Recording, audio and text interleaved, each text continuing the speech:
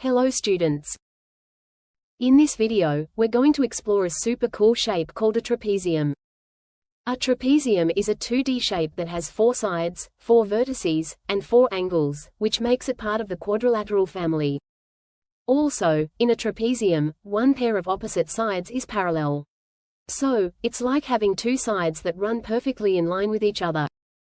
Now, if you add up the adjacent interior angles, they'll always add up to 180 degrees. And if you add all the interior angles together, you always get 360 degrees. Now, how to find the area of a trapezium?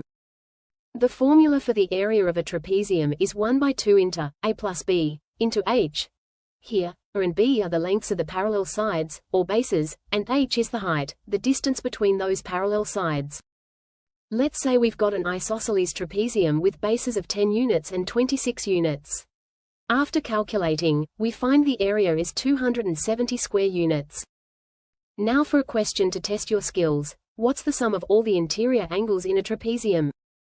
Share your answer in the comments. The complete curriculum for all classes is available on our channel. Check out all the links provided in the description below.